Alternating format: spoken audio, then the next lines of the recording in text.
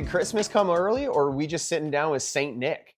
Saint Nick Media is our guest on the pod today, Dan. Super excited to hear from these guys. I mean, what does that make us? Like as elves or something for the day? But anyway. Saint Nick is a collaborative team of motorsport enthusiasts that put out some of the sickest media on Instagram these days. They've done seasons worth of work with Formula Drift, multiple drivers, different teams all across the sport. And we're sitting down with Nick and Jacob today from Saint Nick. Guys, welcome. Thank you so much. Let's get into it. What's up? How's it going, boys? How's it going? Going pretty good. We're in the heat of trying to figure out this race season. You know, it's been pretty hectic as of recently, especially with travel being so expensive, man. I mean, you know, who wants to go spend like 6 hours at a TSA line for a flight that's not even that long? You know? 100%. Yeah, things are pretty crazy right now. I'm really ignorant to this. What is going on down there? Dude, it is nuts. You tell me if I'm wrong here, but we're both Canadians, so like we have outside perspective here. But from my understanding, they're like lacking TSA staff, and they've been bringing in like ICE agents to like run TSA at certain airports. Is that a thing? You guys? To be honest, I'm very ignorant to the actual problem. All I know is that they aren't working. And I think it's because they're not getting paid. So they're calling out and, you know, no one's there. So they're operating severely understaffed. And at least at our regional airports, and I live outside of Washington, D.C. So, you know, we got a lot of airports around. Yeah, you got a few. Every single one online, it says to arrive at least 4 hours early. If you're flying during peak times, you're probably looking at a 6 to 8 hour wait. The line goes outside all the way around the like terminal and all, and you're just sitting there waiting. Crazy. Yeah, same thing in Atlanta down by me. It's they were projecting like 6 to 8 hour waits. So there's people just consistently missing flights. It's kind of it's a mini nightmare, to be honest. At what point do you just decide to like buy a van as a team and just start driving to the events? Haul ass.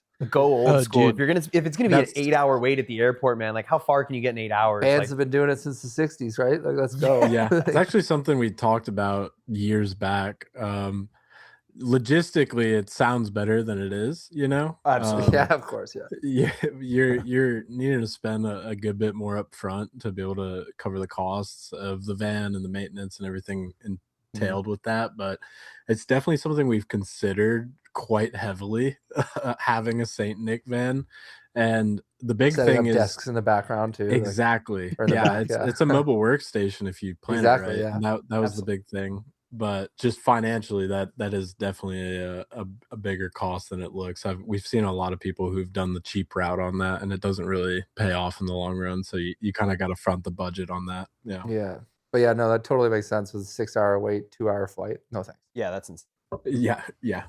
I'm super curious because you said one of you guys is up in DC and one of you guys is Atlanta, or just outside of Atlanta. How did you guys meet? How did you get started? Where did Saint Nick come from? I guess like give us the backstory. What created your creative outlet?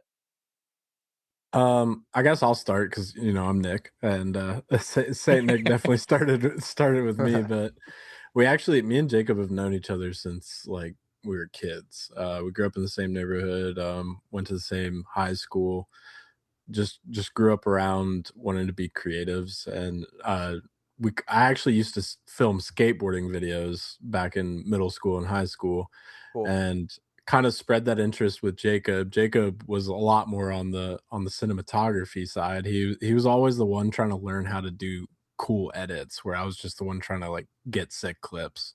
And then just over the years of us, we kind of moved out to Colorado together for a little bit, filmed snowboarding, did a bunch of things here and there, and eventually landed on motorsport, actually in a small town in West Virginia, going to Summit Point Raceway, which they kind of started the foundation, that in Englishtown.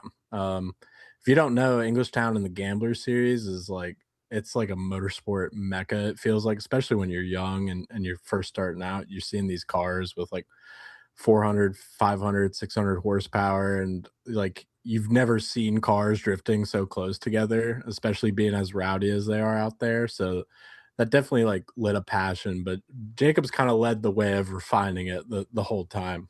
Just to be honest on that. That's cool. It sounds like a bit of a dream team, though. If you've got somebody that's really dedicated on catching the coolest clips, and you've got somebody that's dedicated on putting it all together, I mean, that's the dream, right? We certainly work well together. And just having like your different like perspectives, and it's also it's so funny how many times, and I did it myself, but how many times people have the same story of coming from like skateboarding world to drifting world to motorsports. It's just such a common route, I guess. It's interesting.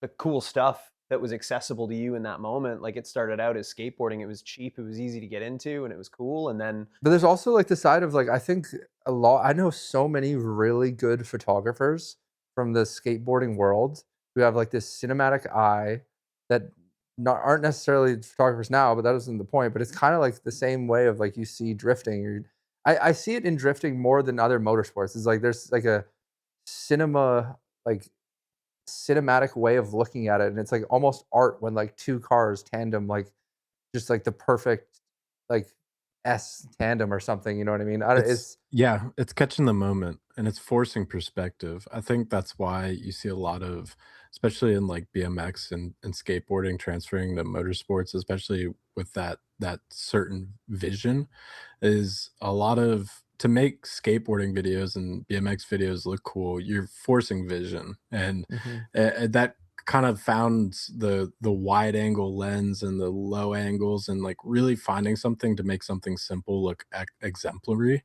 And I think when you bring that to a motorsport, you can make, because motorsport to like an outside perspective can kind of be pretty dull in the majority of the moment.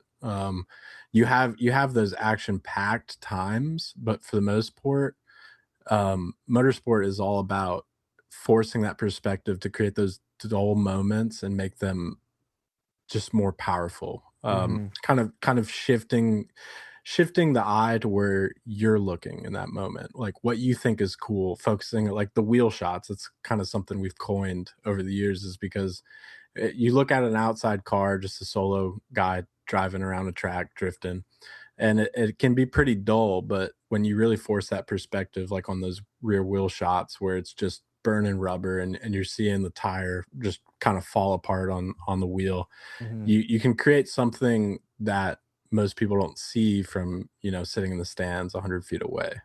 So it's that, I think it's the forced perspective that really translates from, especially skateboarding. Like they really do those angles and the justification of the sport and make it more than it is, kind of thing. that makes a lot of sense. I think too, when you've got somebody else in control of the action, you're forced to put yourself in a position that is optically appealing. You have to work a little bit harder to find that foreground, maybe, or figure something out. From skateboarding, I mean, if you're shooting somebody on a handrail looks pretty boring if you're looking straight at it. But if you get underneath it, or you get super low, like you were saying, you put the camera in the grass, something like that. And I found that that translated really well for me from snowboarding to motorsport. Was just being able to look at the environment and be like, how can I use this to my advantage? I'm super curious to kind of go back. So you guys, grew up as friends, shot a lot of skateboarding, all that sort of stuff together. How did you get into the FD world? Because it looks like there's a little bit of grassroots drifting from what I've seen on your page.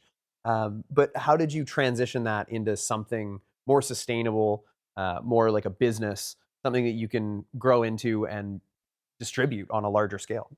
In my opinion, we got like super, super lucky to be introduced and able to do it full time. Getting into FD was a little different. We shot grassroots for what? Correct me if I'm wrong, Nick, but it was probably like two years. Yeah, 2 or 3 years. It was a strict 2 3 years. Like the first year we kind of, toes in, and then we went just full feet planted. Every waking moment there was a drift event. We were driving somewhere within 3 4 hours of us. We were going to all the grassroots stuff, just really committing ourselves to it. That early grind, yeah. Yeah. Because we had a goal, right? Our goal was to, go get credentials for FD, be able to get in with some of the pro teams, make some friends, and be able to move on and do that because we had made friends in grassroots. It was really awesome getting to, go around to different ones, getting introduced to a bunch of the Gambler boys and meeting Chris Knapp and all of them, getting to do all these rounds, and it was so much fun. But we went to, or well, I didn't. Nick went to a round in Orlando, and that was his first official experience with FD, and he was like, "Man, we need to do that. That's just like a different world from what we're used to." I mean, even back in the day when they were doing Gambler, they had this S class, which kind of just like, there were no restrictions. You could drive whatever you want, and they were rowdy as all hell. But, I mean, FD's FD, the amount of money going into some of these cars, it's like, more than my house. It's a different ball game for sure. Yeah, Yeah, exactly. So, like, it's like going to IMSA and then going to Indy or F1, I imagine. We got invited out to, or I guess we didn't get invited, but we applied for credentials to FD after our Instagram started booming a little bit from the grassroots events. I think we had, I really don't remember how many followers we had. I'm sure that had something to do with it. What was the first FD event that you guys got on with as media? For me, it was an E-Town. No, No, I think it was E-Town. Atlanta. That was you. No, okay. Yeah, first Saint Nick as media was Atlanta probably about 3-4 years ago. Yeah, and it was honestly I was still quite an amateur at it. Like an amateur as in going in not understanding the extent of the business. Honestly, to succeed in motorsport, you have to kind of dip your hands in every little hole there is, and you got to really capitalize on everything. And I think that's something we've learned through the years. But first round altogether was probably Englishtown, and that's probably where we fully committed as well because it's kind of like a drug when you go to a more professional level. You get a little taste and then you just can't give it up. I mean, the grassroots events are amazing, but that you go to them after and you always feel like you're just missing that extra something. it's a completely different feel. Like I go to grassroots events now for just a completely different experience. Like Shane and I were just talking before we started recording about going to do some like local grassroots drift stuff just for the fun of it. Like not even necessarily guaranteeing any sort of deliverable, but just to enjoy it. But then there's like I made a post about this a while ago actually. Is like the pressures that come from like doing it professionally. It becomes very addictive. Like it becomes very like I don't want to give this up. And even if I did, like in reality, you look back on it and you're like, I love that pressure. That pressure is what made me thrive and like made me capitalize, I guess. And like being able to achieve something with that pressure is such a like an achievement in itself. But it's definitely I couldn't agree more. It's such a different feeling going from like the professional motorsport world back to smaller grassroots events. Something for me that's huge was the team aspect. Coming from playing a lot of sports when I was younger and all the way up, I 100%. love to be on a team and I'm super competitive. So the moment I got on one and we're like trying to win and doing all this crap to win, and I'm like, I felt like I was a part of the team, and that just gave me more motivation to be showing out and doing well, trying to support our guys and Couldn't agree with that more. Yeah, 100%. I think it's also a competitive aspect is when you're in that top level, you like you were saying, the pressure of delivering the best stuff. And it kind of you almost separate yourself from the art a little bit while still trying to dip your, like maintain the standard, your artistic integrity of Mhm. what you're known for, your style. But you're also like you're so on yourself when you're in that level. And that's kind of like as a competitive person like Jake was saying, that's addicting. Like wanting to you're part of the team, so you want to deliver the best content that there is available. And when you go to those grassroots events, the pressure is not really there, so you start to have a lot of leeway and you start to mess around and do things you haven't, which I think there's value in that too. But in that competitive nature where things are down to the wire, you're sprinting from pit to track to Mhm. pit to track. You really develop something in you that I don't think is found at a grassroots level. 100% agree. Yeah.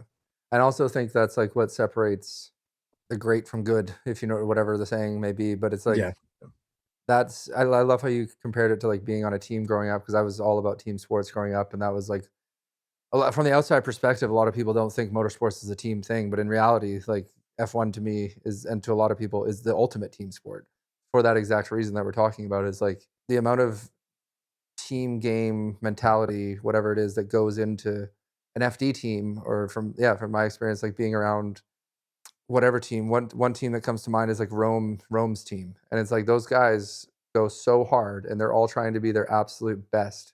And it's exactly like you're saying, Jacob. It's like that in turn makes me want to do my absolute best, and like I'm my own harshest critic. So it's like if I know when I could do more, and like when I'm pushed to go to that next level because of the people around me, and I want to like achieve great things because of all of that, it only in turn makes you a better creative, but also just like a better team member, whatever role your role is. Yeah.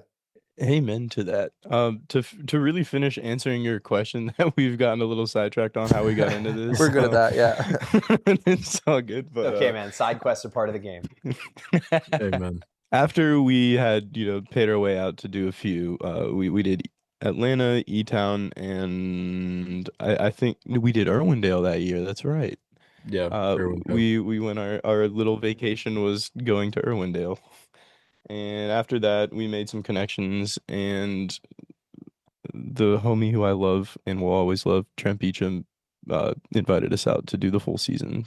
And we've done that for a couple years and have picked up a couple more clients along the way. And that's pretty much where we are now. Going back a little bit to that team mentality, because there's more than one of you guys, do you find that you can sort of lean on each other for that energy and encouragement in those heat of the moment situations where it's time to lock in? Like, do you ever check each other in maybe a little bit of a harsh way, or sort of give each other the reality check of like, look where we are, look what we're doing. Like, you're doing it wrong right now. You got to lock in. Let's get this done. And on the flip side, because this is something I've been thinking about recently, is do you also have a moment where you yourself can go up to another team, like one of each other, and be like, hey, I'm not necessarily like feeling it right now? Do you ever had that type of conversation? But yeah, both questions. There have definitely been some harsh conversations out of love and pure respect. I'll forefront it like that. But no, we're I think growing up together, we're so honest, and That's awesome. we're just real. So if someone's not on their A game, we make it known. I mean, it's not something you can hide from, especially when we're out here and again setting that standard for ourselves to try and put out the best content available. You're your own harshest critic, and I know all of us are, but sometimes we're each other's harshest critics. I mean, if we get back to the media booth, and what's been coming through the laptops not looking great, we'll make it known for sure. But that having that background together is so important there, because you it's not like a personal attack. You're doing it out of love. There's the trust. There's the trust that we just want each other to succeed, and sometimes someone's seeing something that you don't. I mean, realistically, like that's the biggest thing, is you can get very blind in this business, and you can be missing something where you could be improving upon. So having a group of guys who can just feed off each other, and really everybody try and build off that, is something we really strive for. Now, sometimes, it gets a little emotional, because I mean, so does motorsports. Like when you're in the heat of the moment, especially when your guy goes out and something just dramatic happens, you can kind of get infected by that. So it definitely it creates some interesting times, but I think we really work together to try and push out the best product we can. You can be honest. You can tell them about a time I've crashed out. It's all right. I think that goes back though to like the love of, like, because I have that same love, and I'm not necessarily on a team in this like motorsport world, but that's why I'm so envious of it. But it's like having that like team mentality of growing up on team sports, and like seeing it through that, the way you see like things, is just such a I know a lot of like of the listeners are going to be like, they're just jealous of that, who are like solo freelance workers. So I think that's only like such a positive, even if there are moments where it doesn't necessarily all go perfectly. Well, that's a great point. I think they're only jealous though because they don't truly understand A, all the work that's gone in behind the scenes, and B, all the work that's still going on to just make the freelance thing a reality. A lot of us, at least us, I guess I can't speak for anyone else. This is not our full-time gig. We do this for fun. I work a full-time job outside of motorsports Oh, in order okay. to Yeah. fund my motorsports habits. And, I usually break even, make a little bit of money from this stuff, but it's nowhere near enough to support my spending habits. Good Lord. Yeah. And we've created a habit from day one of majority of the stuff we make, we reinvest in the business. I mean, the amount of money we have in camera gear is just absurd. And to make that happen, you really make sacrifices. Like I think that is missed upon a lot in motorsport media is I think it's the same of any 1099 worker, any independent contractor. You're taking a lot of sacrifices. I mean, it is weeks. It is 3 4 hour sleep nights. It's literally being at the track till 11 12 p.m. well after they're closed, and you're having You're to fully beg doing the it out of security love, guard to let you 100%. out. Yeah. Yeah. And it's definitely drive and passion that really motivates it. And I think tying back to that point is it definitely creates a bit of tension because you love it so much. I mean, the things you love, you're going to be very passionate about. So we're definitely a little hard on each other, but I also think we just all want to see each other succeed, and we know what we're capable of. So anything less is kind of, something that we got to address in that moment. I'm really curious, what do you guys shoot in the off time, or do you shoot in the off time? Is it something that the motorsport is the passion, or is it the camera work is the passion? I'll go first because mine's a little more dull. Honestly, it's just motorsport. Cool. It used to be a lot more, but life kind of takes the wheel sometimes, and motorsports just what I've rooted down to being like the main thing I really enjoy. Used to shoot a lot of nature and, like I said, skateboarding and snowboarding, but with time restraints and motorsport takes a lot of time as well. I think that's the primary focus. Now I know Jacob kind of dabbles in certain other areas, but I'll let him speak on that. I like to shoot over the motorsports. I couldn't tell you two things about a car. The meme about me was I used to think like transmissions were Bluetooth or something, but obviously I know they're not. But no, I'll shoot anything. I love to just work with the camera, and that was always my thing, trying to get the most out of whatever platform I'm shooting on. And what other kind of crap do I shoot recently? It's been very sparse because, like I said, I work a full-time job, but my degree's in computer science, so I do a lot of coding and that takes a lot of time and energy. But I've been doing some weddings recently, just smaller projects here and there for friends whenever I can get out and shoot. But really, mostly it is motorsports. Awesome.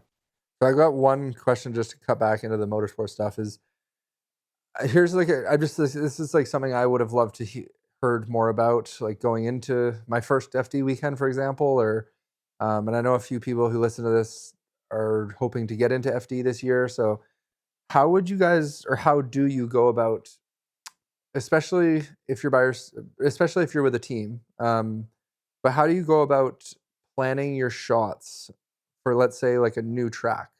Are you more about like scouting around for like that first half day that you're there, or is it more like a pre-planning situation? Or are you kind of aiming for shots that you've seen like other people shoot, or what's your approach there?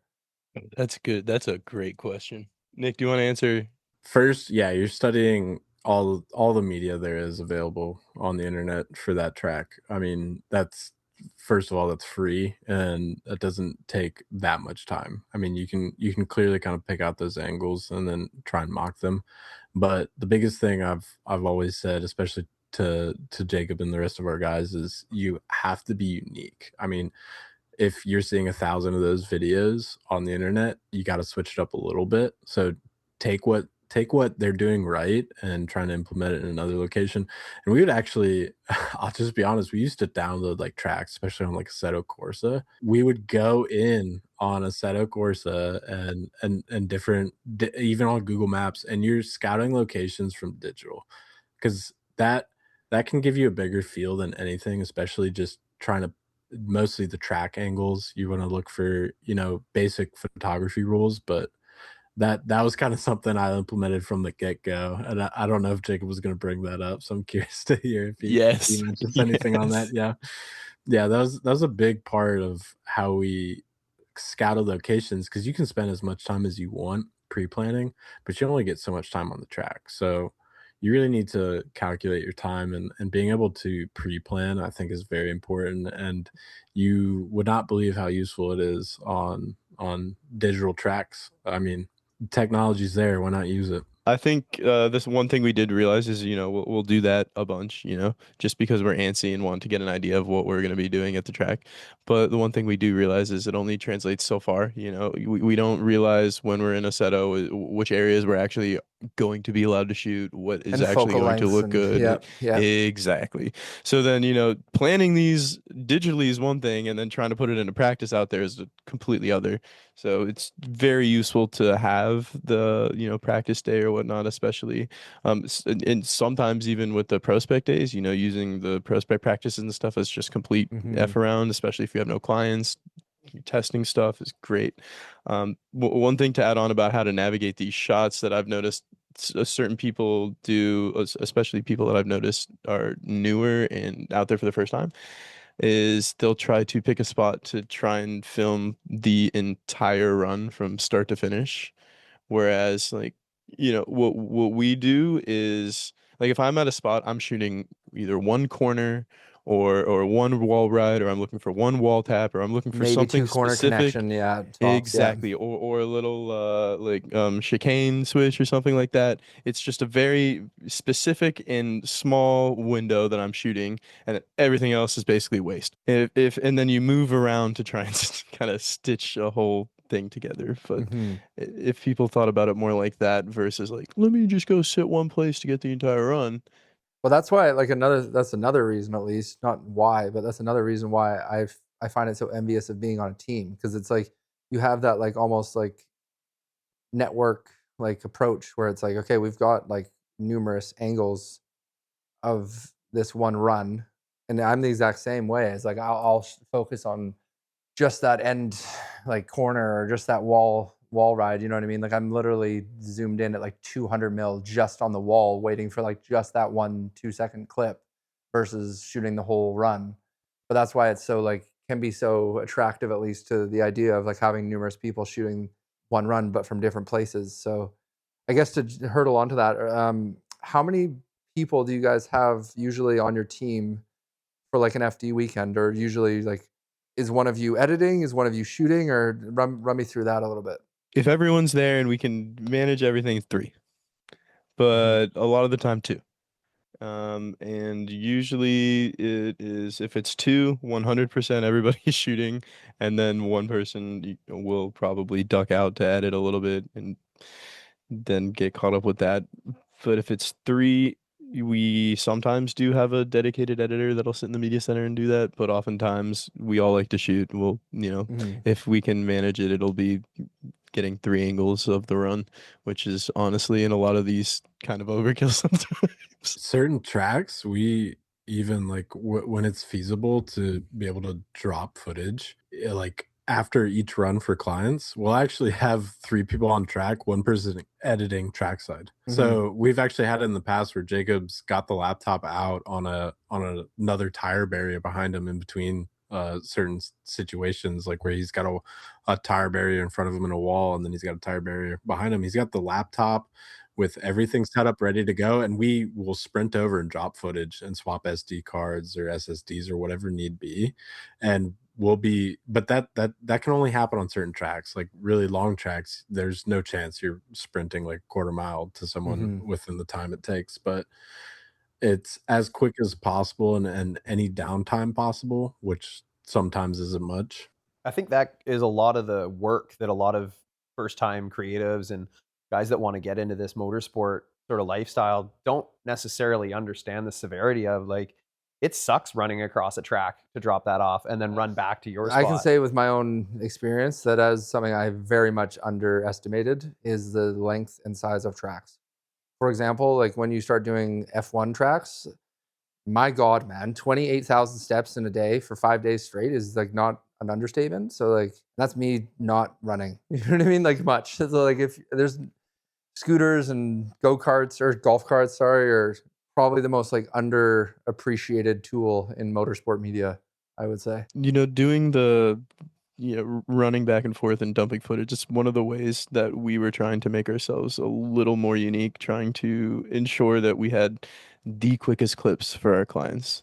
Like trying to do the F1 speed where we can't do we don't have like the cloud stuff, but we can run it back to a laptop, make sure it's edited, and then when we're walking back to the pits, here's that run you just did versus, having to wait. I don't know how many other teams do that. I don't know if that's really unique or not, No, but it is, especially at FD for sure. Because I've seen you Yeah. guys doing that, and I've been checking my Instagram and being like, God damn. Like I remember seeing Yeah. you guys posting while I'm like just sitting on my footage. So no, that definitely separates the great from the good for sure. Yeah, and I've definitely heard this from someone else. I'm not sure who, but the ability to have videos up before the tires are cool is I like something that. that really sets you apart from other people. I think that might have been 992, but I'm not too sure. But it's something I heard, and I'm like that is definitely like a motto to live by. The faster you get it out, like if something crazy happens on track, like a huge wreck or just an insane moment, being able to get it out there first and have a high quality version of that, that's gonna set you apart leagues 100%. ahead of Yeah. everybody else out there. I guess that leads me to a bit of a question then. How do you battle or navigate the improper usage of those moments maybe? Like, do you find that if you are the first ones to put it up because you shot it, that there's 10 other pages that are kind of snagging it and posting it and not really assigning the credit back or not telling who the driver was, not really giving that whole story? Do you have any sort of safety in place for that? Or do you just let it happen because it naturally grows the content and it naturally pushes it out to a wider audience? it's a really good question. The reason I have that question is when we were at Ibisu, one of our friends flipped an R33 coming out of the final turn at North Course. And my buddy happened to be shooting it in slow mo. And he got this crazy slow mo rollover video. And within like 5 minutes, there were streamers there. There was like guys from large companies. And they're like, send me the video, send me the video, send me the video. And he was like, hold on, like this is a wreck. People were in it. I will only send it to the driver. Well, it's the James Dean thing, right, at Irwindale, and it's like I always got to give credit to maybe someone did it better and faster, but the person I saw who did it the best and whatever was David Barnhouse, who he got like the perfect angle, shot it so well, and got it out so well. And like my point is like because of that, he got so much push or pull or whatever the word is from that clip and that post because probably he was like one of the first people who got it out. Yeah, I get and just to be honest, we have sent cease and desist threats in the Yeah. past, Cool. but I think it's very circumstantial. I Like, agree. so if it's clearly someone reposting because they just genuinely think it's cool, that's one thing versus someone who's trying to have a monetary gain. Thankfully enough, we've actually not run into too many people trying to get a monetary gain. Now there are a few pages out there where they do like just the edits and like their whole page is just around stealing people's work, and that's kind of how I feel about that. And trying to change it and make it into their own and profit off that, we don't really vibe with that. That's not something we agree with. Now Yeah, no, I'm with you on there. Yeah. if it's people reposting it, majority of the time and I hate to say this, we've already milked it. Like we've posted Fair. it 10, 20 times on our trial reels. Like we've got millions of views off of it. We've gotten where we want to. But if it's clearly someone trying to take the work, I think that's an unfortunate circumstance of today and social media is you can really put your heart and soul into something and someone else takes it and just purely they don't have that artistic integrity to want to respect your art, and they just kind of want to make a monetary gain of it. And that's not even video specific. That's just art in general. Because yeah, that's definitely been an issue since day one. Yeah. There's a difference between appreciating art and trying to copy and steal it. And we're not too harsh on it. Like I said, we're pretty fortunate, but you do run into those certain accounts out there, and you're like, okay, all right, I see how you Okay, roll. buddy. Yeah. Yeah, I agree. I like that. That's a really, really good answer. I like the way you guys go about that. That if somebody's sharing it or using it because they just genuinely think it's cool and it's in a supportive manner, that it's something that you guys aren't really going to be too worried about. But I completely agree that if somebody's trying to take something and make their own money off of it, there's got to be a line. And good for you guys for standing up for yourselves and having the integrity to send them those cease and desist, because they're not easy to send. You kind of almost feel bad sending it out sometimes. You're like, should I? You do, and that's usually our last resort. Like we've had conversations with people, and it's when they're just blatantly ignorant about the situation, and they're completely disrespectful. That's usually when that card gets pulled. It's usually just a kind like, hey, reaching out. Don't want you to really use my media for monetary gain, but it can kind of turn into certain things. So it's not something we pride ourselves. I completely agree. And you do almost feel bad, like it's not a good feeling, you know. I can't remember where I heard the quote, but it was, you will be as successful as the hard conversations you're willing to have. And it's a hard conversation to reach out to somebody and ask them respectfully to take down your work. It's a hard conversation to send them a cease and desist. So good for you guys for being able to stand on your work and be proud enough of it to own it, to not let somebody steal it and have their own gains off of something that, like you said, you put blood, sweat, and tears into. And time, like clearly based off this conversation. So yeah, I agree. If someone's earning cheeseburger money for my work, it's gonna be me. So I gotta ask though, what's because Brian, I'm a huge fan of him, beauty guy. Also had him on the podcast before. Is Brian on the team? Because I noticed that you guys have, I've seen in the past, you guys posted a few of his videos, or like incorporated some of his work into the St. Nick world. Yeah. Yes, he is. I think he's wearing one of our hard cards this year too. That's wicked. Yeah, wicked. Sick. Brian is like one of those kids you meet out there, and you just see He's that a man. dedication. Yeah, I know, but he's anyone who's younger than me is a kid. I'll just put that out there. But he's got that hard work and dedication, and he's one of the people, like, you meet a lot of people out in the field who are a bit naive, and he's one of the people that accepts the truth of the hard work and understands the late nights and the exhaustion. I mean, we've got videos of Brian sleeping at the base of the podium waiting for drivers to come up. Like, he definitely understands what it takes to The work ethic, yeah. the work ethic and what it takes to be successful. And we just instantly kind of hit it off on that aspect. And That's why I asked, because I remember meeting Brian at FD Seattle autograph signing. Like, we had seen each other throughout the day, but I remember like him, that is everything you just said stood out so much about him, because it was like, I look around and it was like him and I were the only two that were kind of just like fully running around in full circles around the autograph signing table, while everyone else is kind of just taking this as like a break or whatever, you know what I mean? And it's just like, all right, real recognize real. Like, what's up, buddy? Let's chat. So that was when we met. Yeah, good guy for sure. definitely has the fire lit for sure. And I think that's a big thing. I've learned that a lot recently, is like, you can have a lot of little fires, but if you don't surround yourself with other fire, it's not going to grow. And he's one of those individuals that he had the fire in him. So it would be naive to not try and get him a part of the team and get him a part of the culture that we're trying to develop. I like that. I love the way you put that. Surround yourself with other fire so it grows. That's cool. Mm-hmm. I mean, we're from BC, so we're pretty used to wildfires in the summers.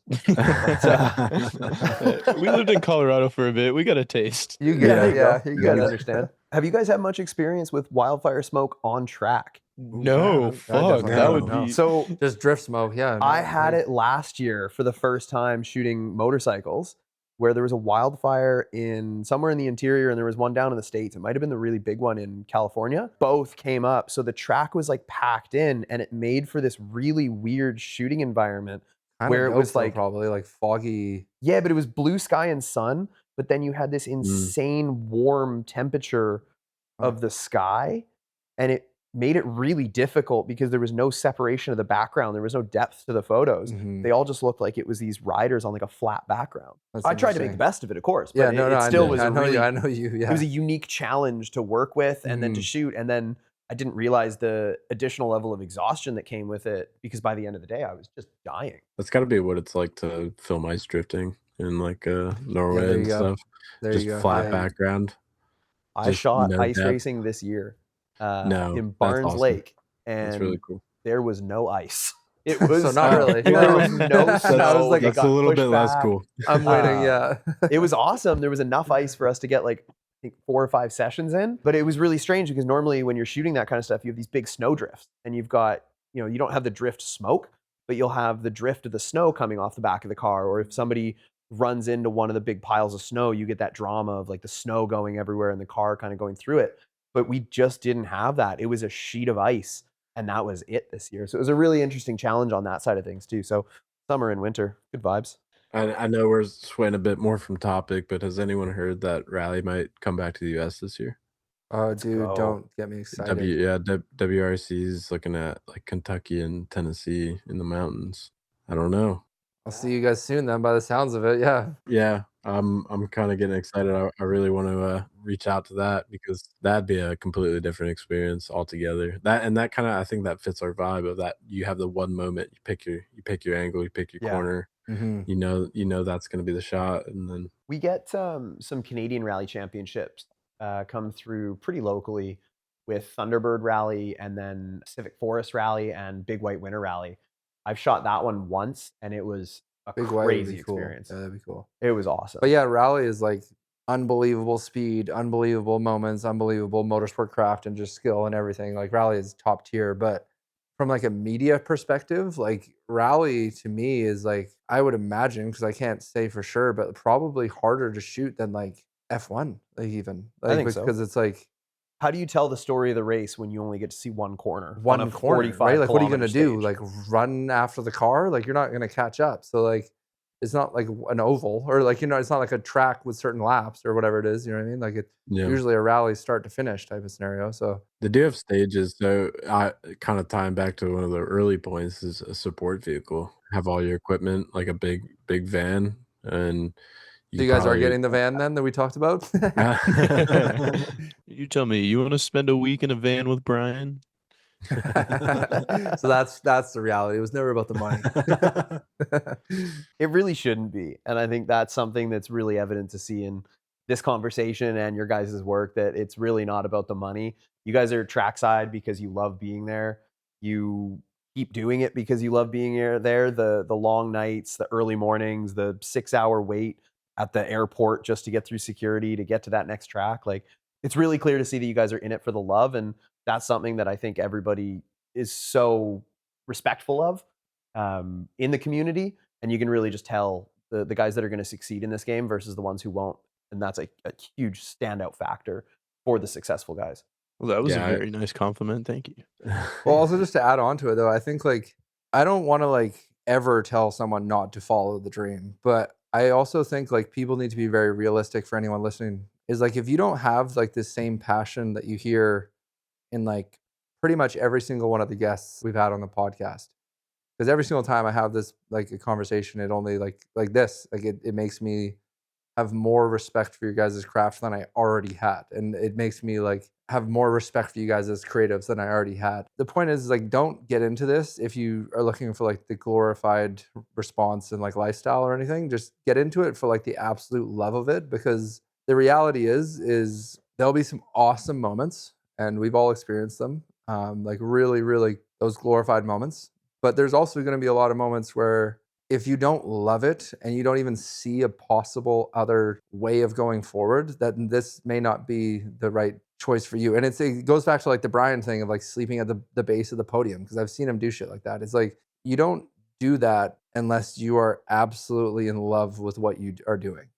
If even in your mind it comes to like the the choice of like, do I just call it a day and just like I just don't get the podium shot or something and just like go home or like go back to the hotel or whatever, then like maybe this isn't for you. Because I just want to like really paint the picture that it's not all rainbows all the time, but like if you love it like you guys clearly do, then it is all rainbows. Because even the bad times or like the times you have to really like try and like put in the work and effort and whatever, those are still amazing memories. So I just like really want to paint that picture of like, we all know a lot of people who are trying to get into it for like the clicks or the views or the followers or whatever. And like, to me, that's not like, that's why I'm so adamant about what I'm saying right now after this conversation, is because I'm in it for the same reason as you guys are. It's just like that absolute passion for motorsport and passion for like being behind the camera and creating and things like that. And I just think that's really like important for a lot of like people coming into the career industry or trying to switch into this industry from other videography realms, is for them to like really understand. And there's not like this isn't like a painted image, you know what I mean? So yeah, I think that's really important. Did this guy say hotel? Yeah. Look, I'm Nice. just saying. Nice. I mean, I've enjoyed sleeping in the back of a race trailer.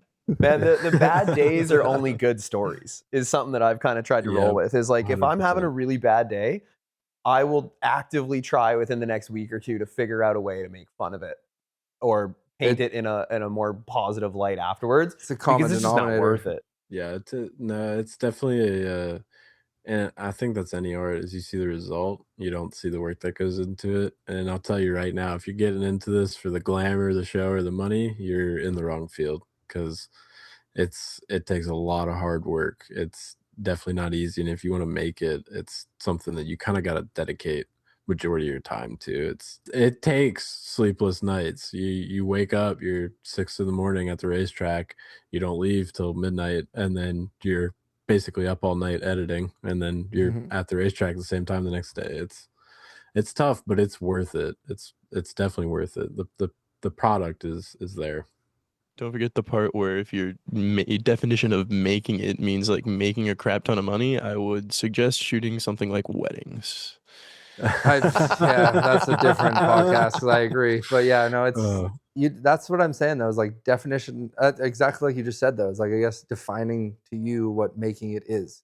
Because like for Yep. me, or somebody who, by the sounds of it, you guys, I know Shane as well, is like, making it to somebody like me is just being able to do this, and like being able to like support that dream of like, I was there dreaming of it and now I'm here. So it's like that, like, is whatever you want to say, like making it or made it, but it's never been about the like the following, the likes, and blah blah blah. So that, I think, I like to reiterate that a lot, is the point. Yeah. Motorsport's one of those things when you're a part of it, you grow it.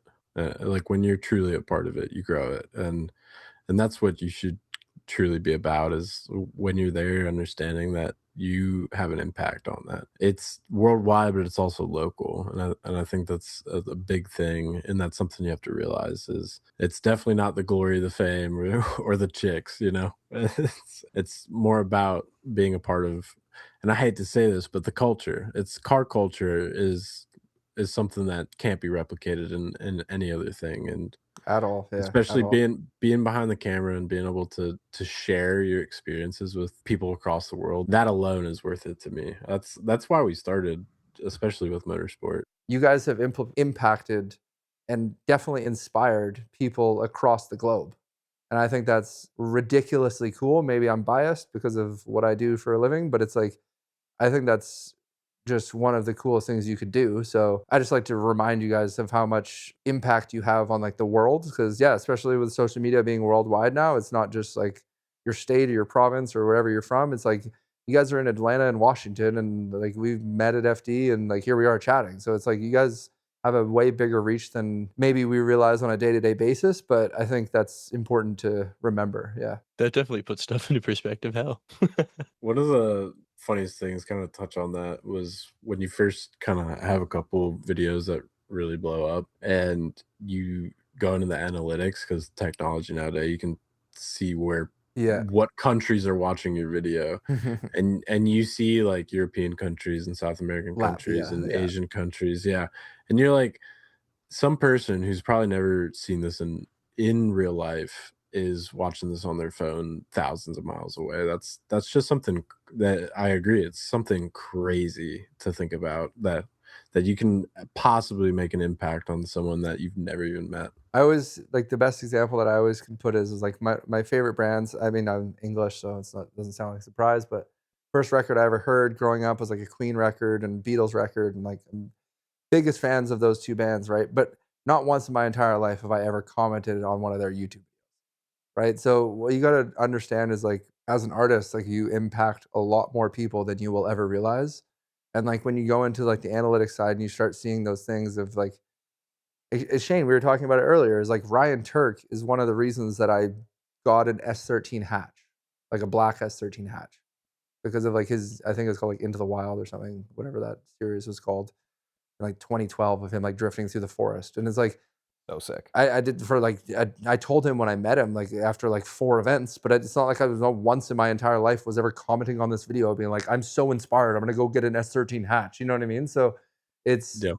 people who are probably the most inspired I mean, I can't say that for sure, but at least from the people who are like me, who are like insanely inspired, aren't necessarily commenting or aren't necessarily making it like abundantly clear to the creator or the creative who's behind it. So I think it's like really important for you guys to hear, but also like for listeners or Shane, for you to hear, is like we have such a bigger reach than we will ever really realize. And I think that's, I don't know, Humbling. man. Yeah, but I also think it's freaking cool. Like it's Yeah. like you guys are living the dream, and like we were all little kids at one point watching Tokyo Drift. You know what I mean? So like here we are. So I don't know. That's just, I like to be that hype man to remind you guys. So Well, we appreciate that for certain.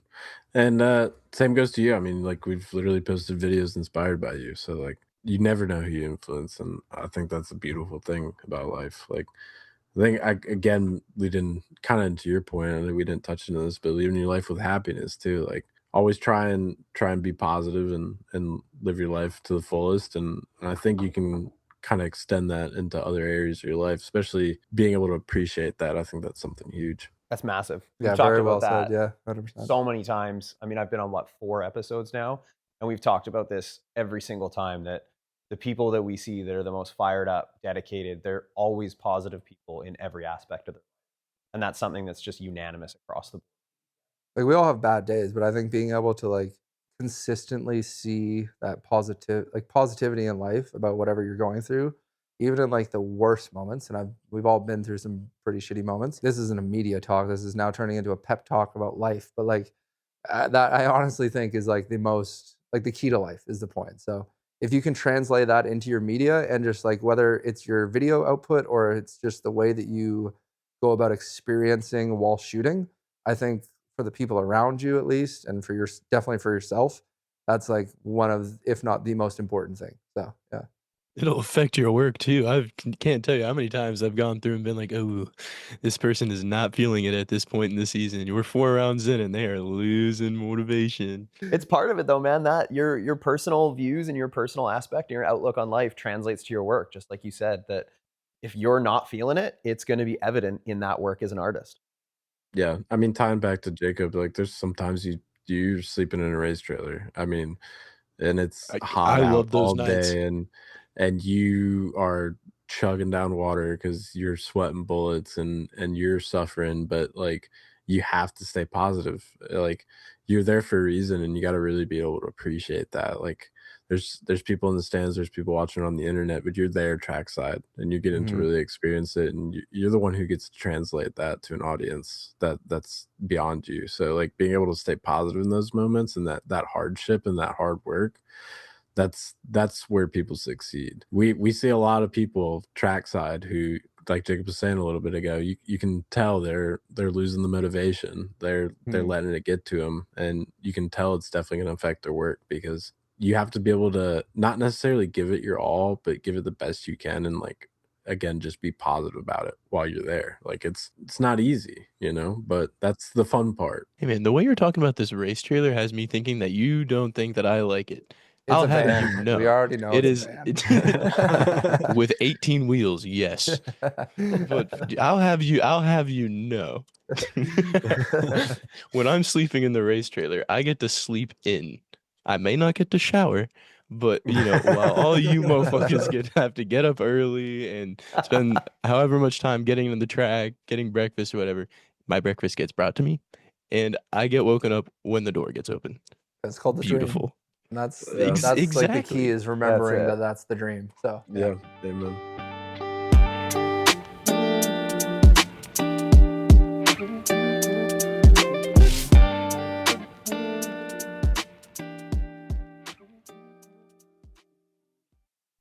You've reached the end of the podcast with Daniel Shane, and Joel. we can't come to the phone right now, but leave a message after the beep.